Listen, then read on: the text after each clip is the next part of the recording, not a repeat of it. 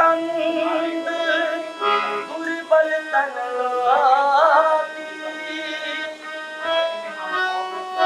जीतने के खातिर बस जुनून चाहिए, जहाँ उबला हो ऐसा खून चाहिए। ये आसमां तो आएंगे जब जमीन पर, बस इरादा में जीत की गूंज चाहिए। परम आदरणीय अतिथि महोदय, शिक्षकगण एवं मेरे प्यारे साथियों, सभी को गुड मॉर्निंग। मैं नंदिनी कुमारी, कक्षा 7 राजकीय मध्य विद्यालय गंगाना रांची की छात्रा। मैं आप सभी के सामने संविधान के निर्माता डॉक्टर बाबा साहेब भीमराव अंबेडकर, उसके पुण्यतिथि के अवसर पर अपने विचार को रखने के लिए खड़ी हुई हूँ। भारत एकमात्र ऐसा देश है जो आज उन्नति के शिखर पर बैठा है, क्योंकि इन्होंने धर्म का संविधान माना। हमने तो संविधान को पहला धर्म माना।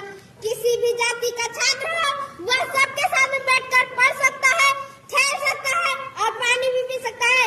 मान्यवर, मैं अपने वक्तव्य को प्रारंभ करने से पहले इस सभा से प्रश्न पूछना चाहूंगी। वह कौन सी ऐसी चीज है जिसे हम देख तो सकते हैं पर छू नहीं सकते? महोदय, यही प्रश्न सन 1947 में किया गया था। उसी समय छात्र ने अनेक उत्तर दिए। किसी ने कहा हम आकाश को देख तो सकते हैं पर छू नहीं सकते, किसी ने कहा हम सूरज को देख तो सकते हैं पर छू नहीं सकते।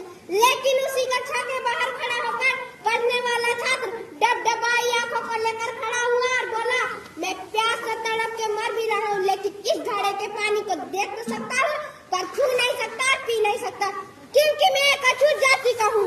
और वह अछूत जाति का छात्र बल्कि कोई और नहीं, संविधान के निर्माता डॉक्टर बाबा साहेब भीमराव अंबेडकर जी थे। आज 75 वर्ष बाद सवाल भी वही है, कक्षा भी वही है, पानी का घड़ा भी वही है, परंतु कुछ बदला है तो यह कि किसी भी जाति का छात्र हो, वह सबके साथ में बैठकर पढ़ सकता है, खेल सकता है और पानी भी पी सकता है।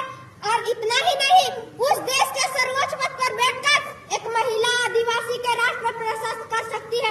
यह ताकत दी हमारी संविधान को। जब जब बात आए अधिकारों पे, संविधान हमारी रक्षा करी है। फिर वह आईपीसी की धारा 377 में जूझ रहे पाटलिमान समाज के लोग हैं। श्रीकांत बोला, दिव्यांग जनों के लिए शिक्षा का अधिकार हो, ठीक वैसे ही महिलाओं के लिए दहेज प्रथा के बाद संविधान ने रक्षा कर एक सूत्र में बांधने का कार्य किया है। मान्यवर, लोकतंत्र की यात्रा बहुत लंबी रही है।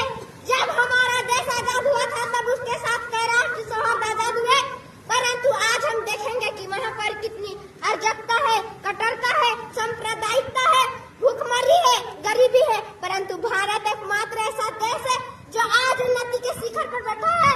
लंदन में मुस्कुराते हुए कवि चर्चिल ने कहा था, ये देश भी आजाद होगा लेकिन टिकेगा नहीं, टूट के बिखर जाएगा। अब मुझे लगता है कि नर्क से चर्चिल की आत्मा